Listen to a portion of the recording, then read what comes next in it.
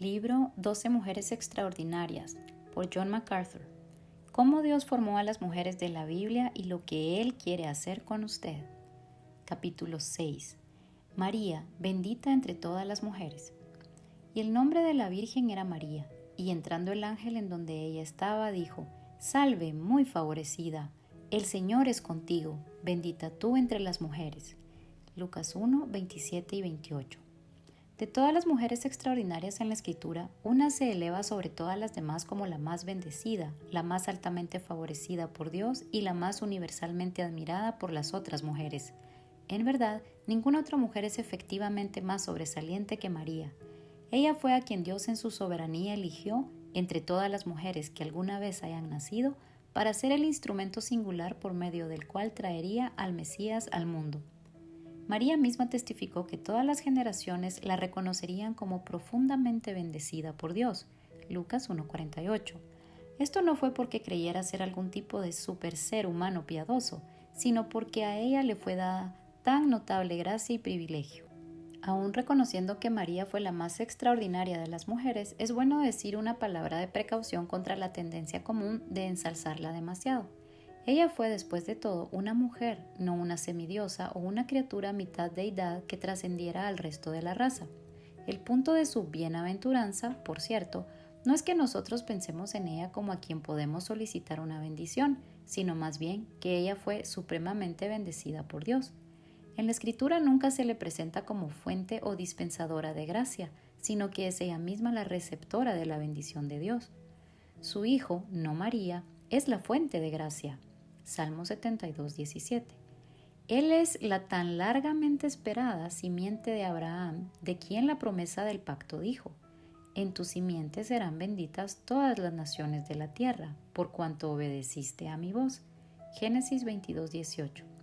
Varias tradiciones religiosas extrabíblicas y muchas mentes supersticiosas han beatificado a María mucho más allá de lo razonable, haciendo de ella un objeto de veneración religiosa, imputándole varios títulos y atributos que pertenecen solo a Dios.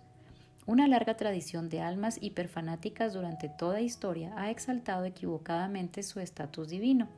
Desafortunadamente, aún en nuestra era, María, y no Cristo, es el centro de la adoración y culto religioso de millones de personas que la ven como más accesible y más comprensiva que Cristo. La reverencian como la perfecta Madonna, supuestamente intocada por el pecado original, virgen por siempre e incluso corredentora con Cristo mismo. El dogma católico enseña que fue llevada físicamente a lo alto, donde fue coronada reina de los cielos. Su papel actual, de acuerdo con la leyenda católica, es de mediadora e intercesora. Por lo tanto, multitudes dirigen a ella sus oraciones en lugar de hacerlo solo a Dios, como si María fuera omnipresente y omnisciente. De hecho, muchas personas supersticiosas imaginan que ven a María en apariciones aquí y allá, e incluso pretenden que de esta manera entrega profecías al mundo. Esta extrema ingenuidad sobre las apariciones de María algunas veces alcanza proporciones ridículas.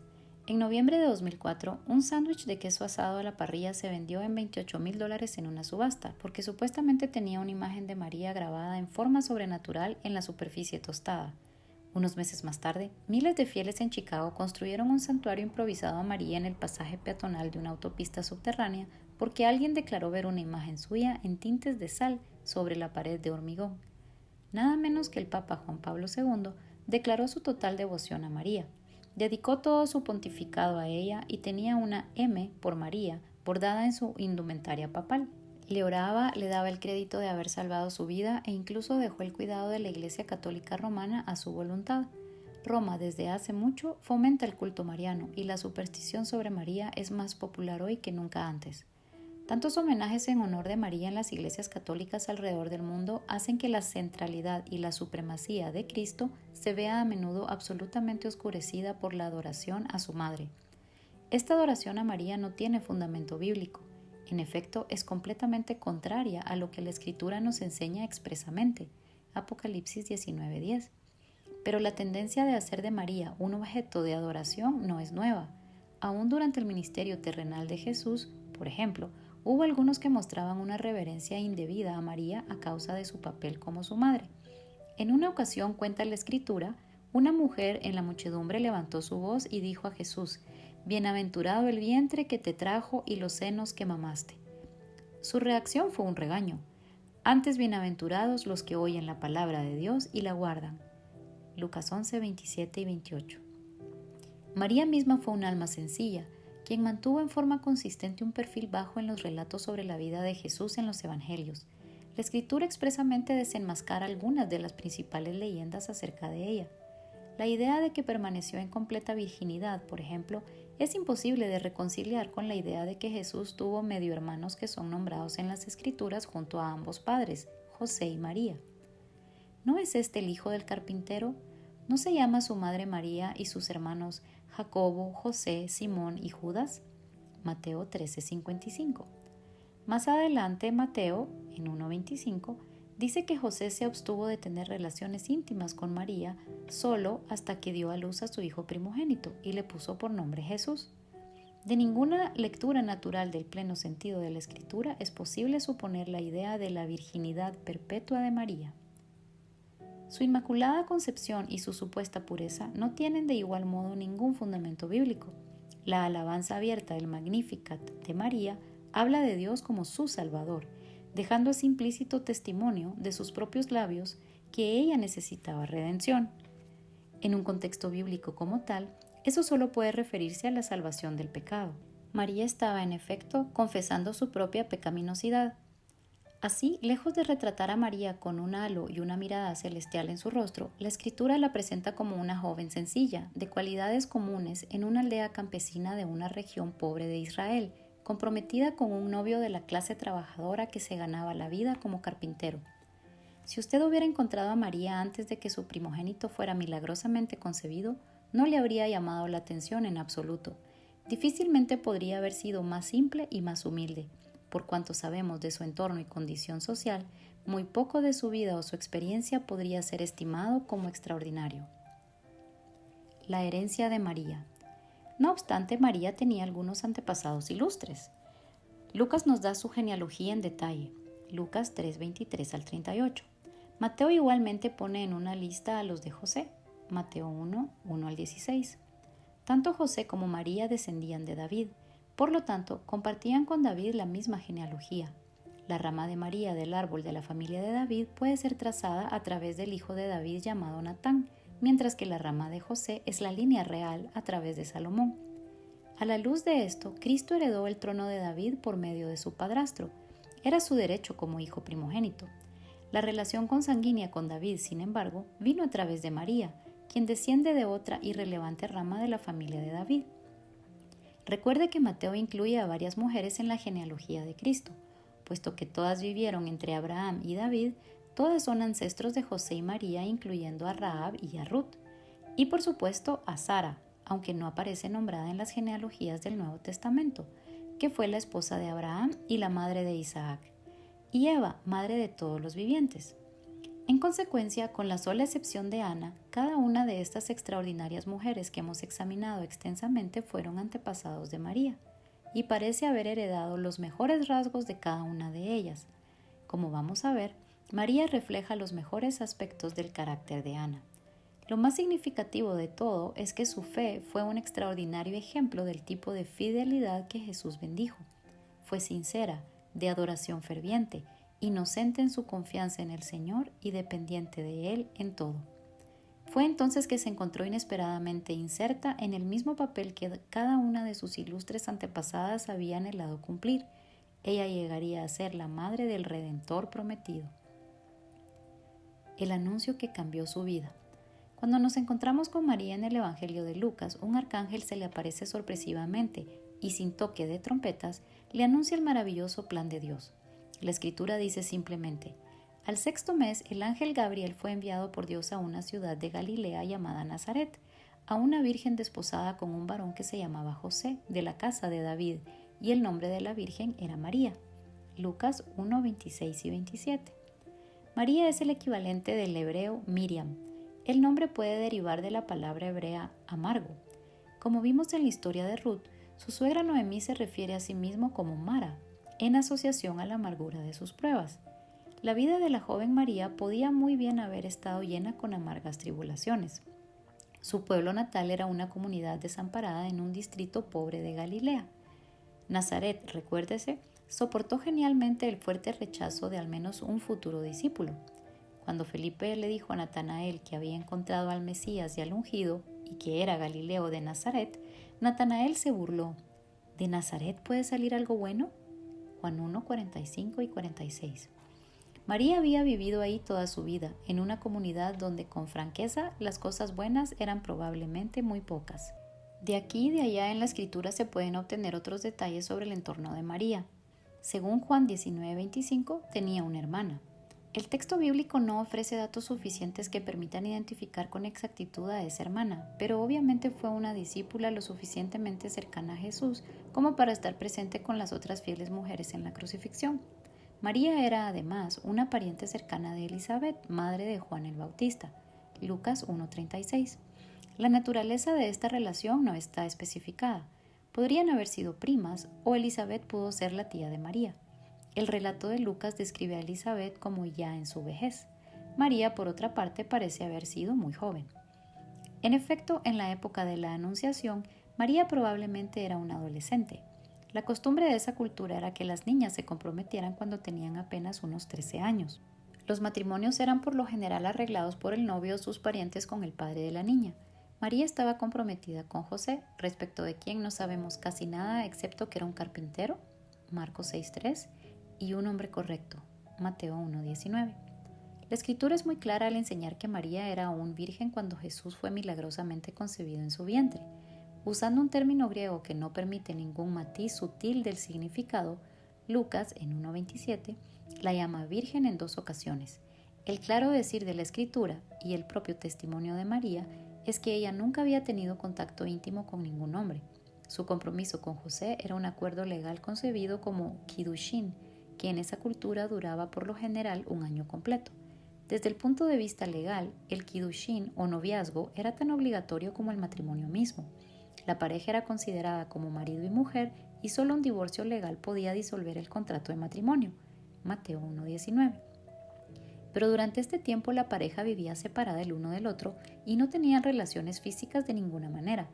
Uno de los principales puntos del kiddushin era demostrar la fidelidad de ambos novios. Cuando el ángel se apareció a María, ella estaba formalmente unida a José por el kiddushin. Lucas 1:28 al 35 describe así el encuentro de María con el ángel. Y entrando el ángel en donde ella estaba, dijo: «Salve, muy favorecida, el Señor es contigo, bendita tú entre las mujeres». Mas ella cuando le vio se turbó por sus palabras y pensaba qué salutación sería esta. Entonces el ángel le dijo: «María, no temas, porque has hallado gracia delante de Dios, y ahora concebirás en tu vientre y darás a luz un hijo, y llamarás su nombre Jesús. Este será grande y será llamado Hijo del Altísimo, y el Señor le dará el trono de David su padre, y reinará sobre la casa de Jacob para siempre, y su reino no tendrá fin». Entonces María dijo al ángel: «¿Cómo será esto? Pues no conozco varón». Respondiendo el ángel le dijo: «El Espíritu Santo vendrá sobre ti, y el poder del Altísimo te cubrirá con su sombra, por lo cual también el santo ser que nacerá será llamado Hijo de Dios». Retrocediendo hasta Eva, hemos visto a través de todo este libro cómo numerosas mujeres piadosas de los ancestros de María habían atesorado la esperanza de ser aquella por medio de la cual llegaría el Redentor.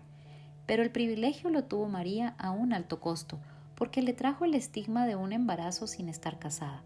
A pesar de que había permanecido total y completamente casta, el mundo estaba obligado a pensar lo contrario. Incluso José asumió lo peor. Podemos imaginar cómo sangraba su corazón cuando oyó que María estaba embarazada y él sabía que no era el padre. Su plan fue dejarla secretamente. Era un hombre recto y la amaba, de modo que la escritura dice que no deseaba hacer público escarnio de ella, pero al comienzo se sintió tan conturbado con la noticia del embarazo que no vio otra opción que el divorcio. Entonces un ángel se le apareció en sueños y le reconfortó: «José, hijo de David, no temas recibir a María tu mujer, porque lo que en ella es engendrado del Espíritu Santo es, y dará a luz un hijo y llamará su nombre Jesús, porque él salvará a su pueblo de sus pecados». Mateo 1, 20 y 21. El sentido común sugiere que María debe haber anticipado todas estas dificultades en el momento en que el ángel le dijo que concebiría un hijo. Su alegría y asombro al saber que sería la madre del Redentor podía, no obstante, verse moderado significativamente por el horror del escándalo que le esperaba. Pero conociendo el costo y pesando esto contra el inmenso privilegio de llegar a ser la madre de Cristo, María se rindió a sí misma incondicionalmente, diciendo tan solo: «He aquí la sierva del Señor, hágase conmigo conforme a tu palabra». Lucas 1:38. No hay evidencia de que María reflexionara sobre los efectos que el embarazo podría tener sobre su reputación. Instantánea, humilde y gozosamente se sometió a la voluntad de Dios sin ninguna duda ni interrogante. Difícilmente podía haber tenido una respuesta más piadosa ante el anuncio del nacimiento de Jesús. Esto demostró que era una joven de fe madura y una creyente del Dios verdadero. Muy pronto se haría evidente su gran regocijo por el plan de Dios. La respuesta reverente de María. María, llena de júbilo y rebosando de alabanza, se apresuró a ir a la aldea en la montaña para visitar a su amada pariente Elizabeth. No hay sugerencia de que María estuviera escapando de la vergüenza de su embarazo prematuro. Al parecer, simplemente deseaba un alma gemela con quien compartir. Explícitamente, el ángel había informado a María sobre la preñez de Elizabeth, así que era algo natural para ella visitar a una pariente cercana, quien era una firme creyente y que también esperaba a su primer hijo por medio de un nacimiento milagroso anunciado por un ángel. Lucas 1, 13 al 19. Aunque Elizabeth tenía más edad, quizás cerca de los 80, y nunca había podido concebir, y María estaba al comienzo de la vida, ambas habían sido sobrenaturalmente bendecidas por Dios en este aspecto. Era una situación perfecta para que dos mujeres dispusieran de tiempo para regocijarse juntas en la bondad del Señor. La respuesta inmediata de Elizabeth al oír la voz de María le dio a ésta una confirmación independiente de todo lo que el ángel le había dicho. La Escritura dice: «Y aconteció que cuando oyó Elizabeth la salutación de María, la criatura saltó en su vientre, y Elizabeth fue llena del Espíritu Santo y exclamó a gran voz y dijo: Bendita tú entre las mujeres, y bendito el fruto de tu vientre. ¿Por qué se me concede esto a mí, que la madre de mi Señor venga a mí? Porque tan pronto como llegó la voz de tu salutación a mis oídos, la criatura saltó de alegría en mi vientre. Y bienaventurada la que creyó, porque se cumplirá lo que le fue dicho de parte del Señor». Lucas 1, 41 al 45. El mensaje de Elizabeth fue profético y María lo comprendió al instante. Ella había sabido por un ángel sobre el embarazo de Elizabeth. Nada indicaba que le haya enviado la noticia de su propia circunstancia a Elizabeth. En realidad, su llegada repentina tenía todo el sello de una sorpresa para su pariente. El conocimiento de Elizabeth sobre el embarazo de María, por lo tanto, provino de una revelación que pronunció en cuanto fue repentinamente llena del Espíritu Santo. María replicó a su vez con palabras proféticas. Lo que dijo se conoce como el Magnificat, expresión en latín para las primeras palabras del estallido de alabanza de María. Este es en realidad un himno acerca de la Encarnación. Sin duda es una canción de gozo indescriptible y el salmo más imponente de adoración del Nuevo Testamento. Es igual a cualquier salmo del Antiguo Testamento y, como hemos señalado antes, conlleva una fuerte semejanza con el famoso himno de alabanza de Ana por el nacimiento de Samuel. Está pleno de esperanza mesiánica, de lenguaje escritural y de referencias al pacto con Abraham. Engrandece mi alma al Señor, y mi espíritu se regocija en Dios mi Salvador, porque ha mirado la bajeza de su sierva, pues he aquí desde ahora me dirán bienaventurada a todas las generaciones, porque me ha hecho grandes cosas el poderoso. Santo es su nombre, y su misericordia es de generación en generación a los que le temen. Hizo proezas con su brazo, esparció a los soberbios en el pensamiento de sus corazones, quitó de los tronos a los poderosos y exaltó a los humildes. A los hambrientos colmó de bienes y a los ricos envió vacíos. Socorrió a Israel su siervo, acordándose de la misericordia de la cual habló a nuestros padres, para con Abraham y su descendencia para siempre. Lucas 1, 46 al 55. Es claro que el joven corazón y la mente de María estaban ya totalmente saturados con la palabra de Dios. Ella incluía no solo los ecos de dos de las oraciones de Ana, 1 Samuel 1:11 y 2:1 al 10, sino además varias otras alusiones a la ley, los salmos y los profetas. A continuación veremos una comparación del Magnificat de María en Lucas 1 con pasajes del Antiguo Testamento. Versículo 46. Engrandece mi alma al Señor. Mi corazón se regocija en Jehová, 1 Samuel 2:1. En Jehová se gloriará mi alma, Salmo 34:1. Mi alma se alegrará en mi Dios, Isaías 61:10. Versículo 47. y mi espíritu se regocija en Dios mi Salvador. He aquí Dios es salvación mía. Isaías 12:2. Y no hay más Dios que yo, Dios justo y Salvador. Isaías 45:21. Versículo 48. Porque ha mirado la bajeza de su sierva. Si te dignares mirar a la aflicción de tu sierva y te acordares de mí y no te olvidares de tu sierva. 1 Samuel 1:11. Habrá considerado la oración de los desvalidos y no habrá desechado el ruego de ellos. Salmo 102:17. Porque para siempre es su misericordia. Salmo 136:23. Versículo 48. Pues he aquí desde ahora me dirán bienaventurada todas las generaciones. Y dijo Lea, para dicha mía, porque las mujeres me dirán dichosa. Génesis 30:13. Y todas las naciones os dirán bienaventurados. Malaquías 3:12. Versículo 49. Porque me ha hecho grandes cosas el poderoso. Y tu justicia, oh Dios, hasta lo excelso, tú has hecho grandes cosas. Salmo 71:19. Grandes cosas ha hecho Jehová con nosotros. Salmo 126:3. No hay santo como Jehová. 1 Samuel 2:2. Porque así dijo el alto y sublime, el que habita la eternidad y cuyo nombre es el Santo. Isaías 57:15. Versículo 50. Y su misericordia es de generación en generación a los que le temen. Engrandeció su misericordia sobre los que le temen. Salmo 103:11. Mas la misericordia de Jehová es desde la eternidad y hasta la eternidad sobre los que le temen, y su justicia sobre los hijos de los hijos. Salmo 103:17. Mi justicia permanece perpetuamente, y mi salvación por siglos de siglos. Isaías 51:8. Versículo 51. Hizo proezas con su brazo. Tuyo es el brazo potente, fuerte es tu mano, exaltada tu diestra. Salmo 89:13. Cantad a Jehová cántico nuevo, porque ha hecho maravillas, su diestra lo ha salvado y su santo brazo. Salmo 98:1. Jehová desnudó su santo brazo ante los ojos de todas las naciones. Isaías 52:10. Versículo 51. Esparció a los soberbios en el pensamiento de sus corazones. Con tu brazo poderoso esparciste a tus enemigos. Salmo 89:10. Porque el intento del corazón del hombre es malo desde su juventud. Génesis 8:21. Versículo 52. Quitó de los tronos a los poderosos y exaltó a los humildes. Jehová mata y él da vida, él hace descender al Seol y hace subir. Jehová empobrece y él enriquece, abate y enaltece. Él levanta del polvo al pobre y del muladar exalta al menesteroso para hacerle sentarse con príncipes y heredar un sitio de honor. 1 Samuel 2, 6-8. Él quebrantará a los fuertes sin indignación y hará estar a otros en su lugar. Job 34:24. Versículo 53. A los hambrientos colmó de bienes y a los ricos envió vacíos. Porque sacia al alma menesterosa y llena de bien al alma hambrienta. Salmo 107:9. Versículos 54 y 55. Socorrió a Israel su siervo, acordándose de la misericordia de la cual habló a nuestros padres, para con Abraham y su descendencia para siempre. Se ha acordado de su misericordia y de su verdad para con la casa de Israel. Salmo 98:3. Yo te formé, siervo mío eres tú, Israel, no me olvides. Isaías 44:21.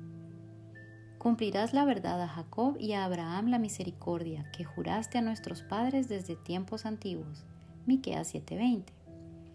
Oh vosotros, descendencia de Abraham su siervo, hijos de Jacob sus escogidos, Él es Jehová nuestro Dios, en toda la tierra están sus juicios. Se acordó para siempre de su pacto, de la palabra que mandó para 1000 generaciones, la cual concertó con Abraham, y de su juramento a Isaac. Salmo 105, 6-9. Aquellos que canalizan sus energías religiosas hacia la veneración de María harían bien en aprender de ella. Dios es el único a quien ella exaltó. Es notable la forma en que alabó la gloria y la majestad de Dios mientras reconocía su propia humildad en forma reiterada. No hizo ostentación de lo bueno de sí misma, sino que elogió al Señor por sus atributos, proclamándolo como el único y supremo Señor por su poder, su misericordia y su santidad. Libremente confesó las grandes cosas que Dios hizo por ella, y no al revés. Toda la alabanza habla de la grandeza de Dios, de su gloria, de la fuerza de su brazo y de su fidelidad a través de las generaciones. La adoración de María era evidentemente del corazón. Estaba conmovida por la maravilla de su gracia. Parecía completamente asombrada por las grandes cosas que el Señor hacía tan inmerecidamente en ella. Esta no era la oración de alguien que alegaba haber sido concebida en forma inmaculada, sin la corrupción del pecado original. Era, por el contrario, el regocijo feliz de quien reconocía íntimamente a Dios como su Salvador. Podía celebrar el hecho que la piedad de Dios está por sobre los que le temen, porque ella misma tenía temor de Dios y había recibido su piedad. Y supo de primera mano cómo Dios exalta al humilde y satisface al hambriento con buenas cosas, pues ella misma era una humilde pecadora que había tenido hambre y sed. No obstante, su rectitud ya había sido saciada. Era costumbre en las oraciones judías recitar la fidelidad anterior de Dios para con su pueblo.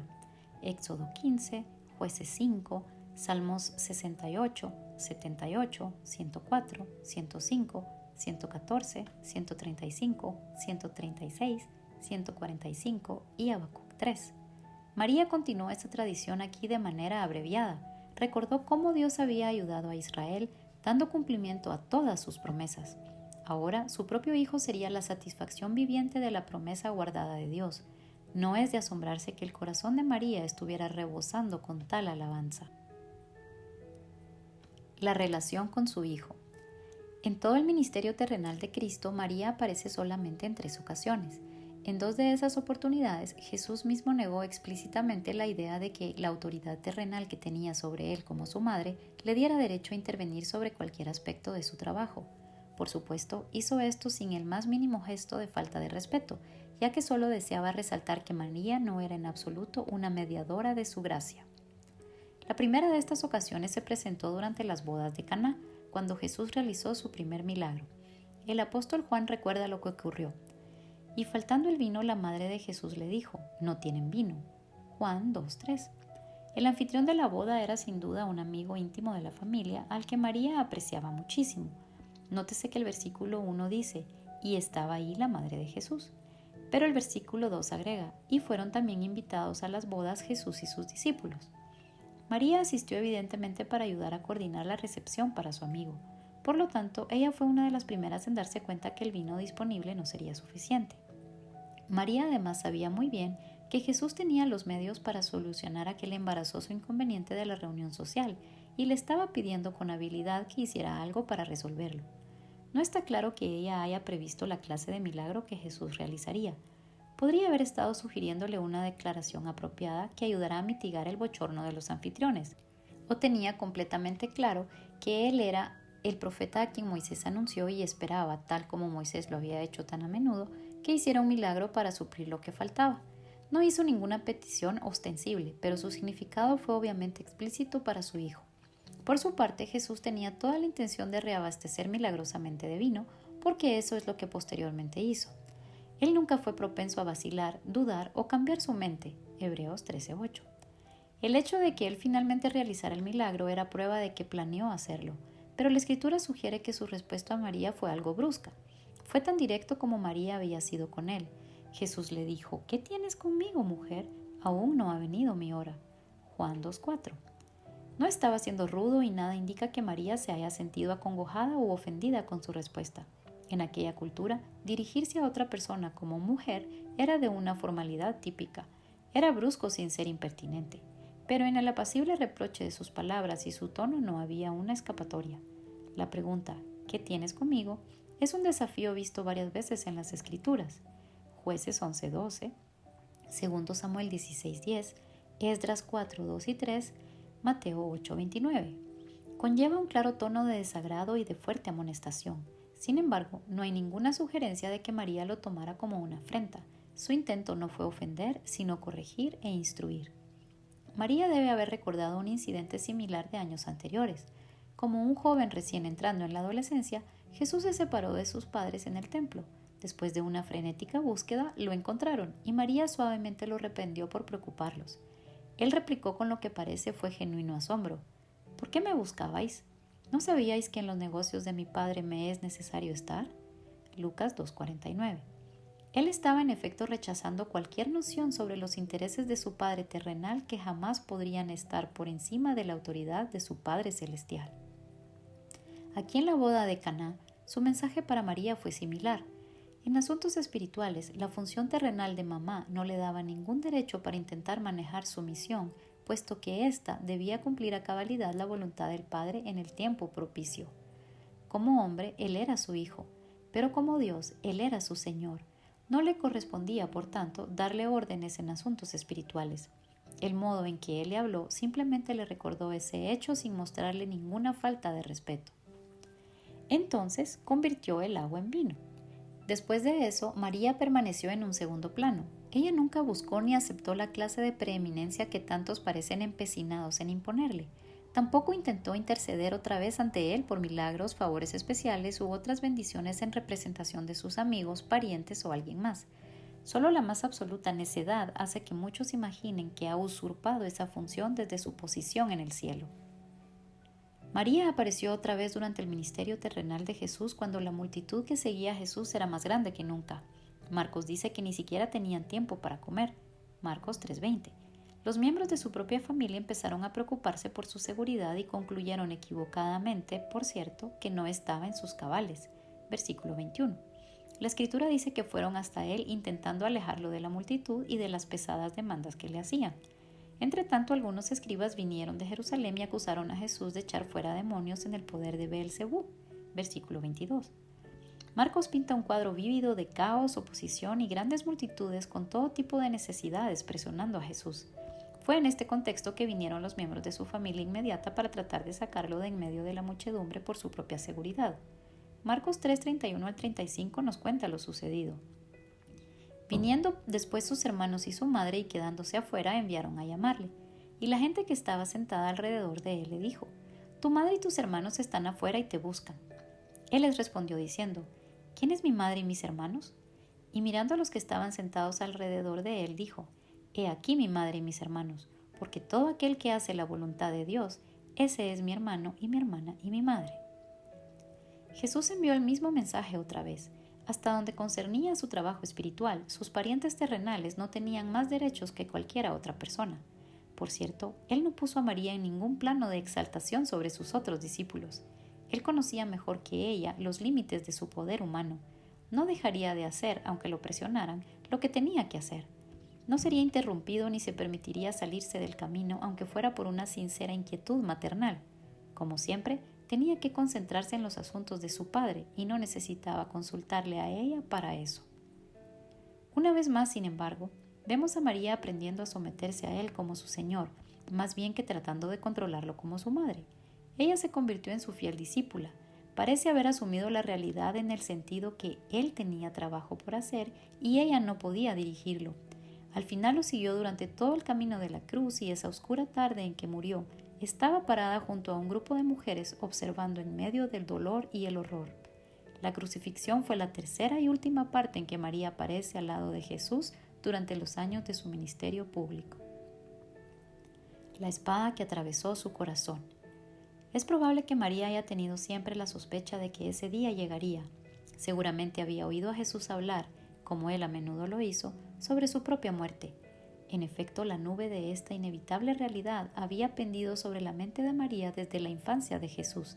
Esta era sin duda una de las cosas que ella guardaba y sobre las que reflexionaba en su corazón. Lucas 2, 19 al 51. El Evangelio de Lucas cuenta cómo la primera señal de una impensada tragedia penetró en la conciencia de María. Cuando Jesús era aún un niño recién nacido, sus padres terrenales lo llevaron al templo para dedicarlo al Señor en conformidad con las instrucciones de Éxodo 13:2. Conságrame todo primogénito, cualquiera que abre matriz entre los hijos de Israel, así de los hombres como de los animales, mío es. José y María vinieron con un sacrificio de 2 tórtolas, Lucas 2:24, que era lo que la ley prescribía para las personas muy pobres que no podían ofrecer un cordero, Levítico 12:8. Ese día la pequeña familia de Nazaret encontró a 2 siervos de Dios de edad avanzada, Simeón y Ana. Ana será el tema del siguiente capítulo. Simeón era un anciano a quien la Escritura describe como justo y piadoso que esperaba la consolación de Israel. Lucas 2:25. El Espíritu de Dios le había revelado que él tendría el privilegio de ver al Mesías antes de morir. El día en que José y María presentaron a Jesús en el templo, el Espíritu Santo permitió que también Simeón estuviera allí. Versículo 27. Tan pronto como Simeón vio a Jesús, supo que era el ungido del Señor. La Escritura dice que él tomó a Jesús en sus brazos y pronunció una profecía. Entonces, volviéndose a María, le dijo: He aquí, este está puesto para caída y para levantamiento de muchos en Israel, y para señal que será contradicha. Y una espada traspasará tu misma alma, para que sean revelados los pensamientos de muchos corazones. Lucas 2, 34 y 35. Es probable que en el proceso de escribir su evangelio, Lucas haya visto detalles acerca del nacimiento de Jesús y de la vida de María. Lucas 1, 1 al 4 indica que tenía acceso a los testimonios de muchos testigos oculares. Puesto que incluye varios detalles que solo María puede haber conocido, podemos estar casi seguros que María misma fue una de las fuentes primarias de Lucas. La inclusión de varios hechos de la infancia de Jesús, 2:19, 48 y 51, sugiere que este fue el caso.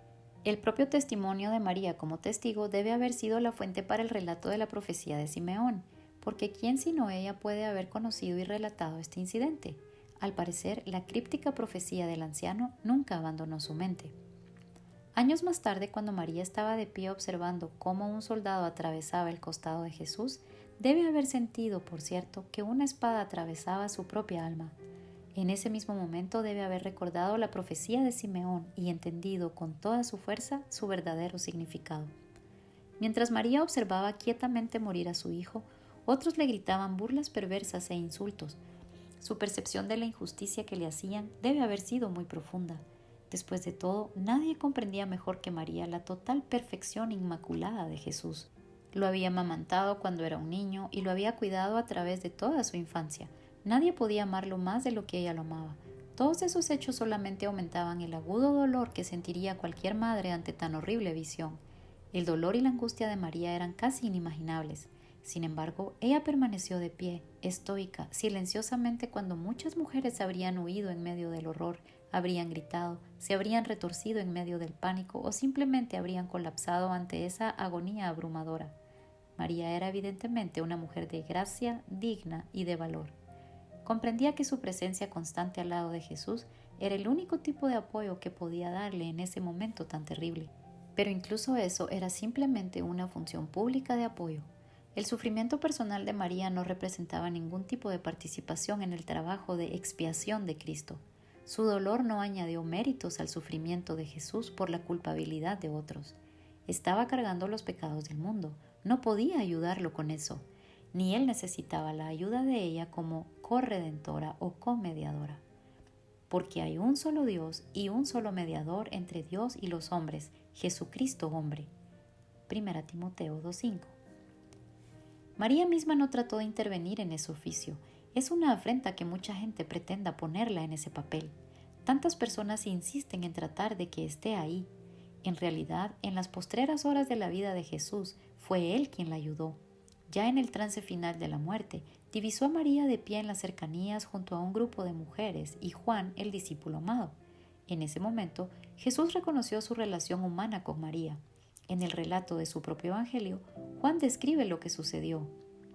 Cuando vio Jesús a su madre y al discípulo a quien él amaba, que estaba presente, dijo a su madre: «Mujer, he ahí tu hijo». Después dijo al discípulo: «He ahí tu madre».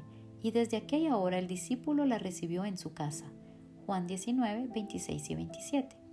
Así que uno de los últimos actos terrenales antes de entregar su vida a Dios fue asegurarse de que por el resto de sus días María sería cuidada. Ese acto resume la relación entre María y su hijo primogénito. Ella fue su madre terrenal, pero él fue su Señor eternal.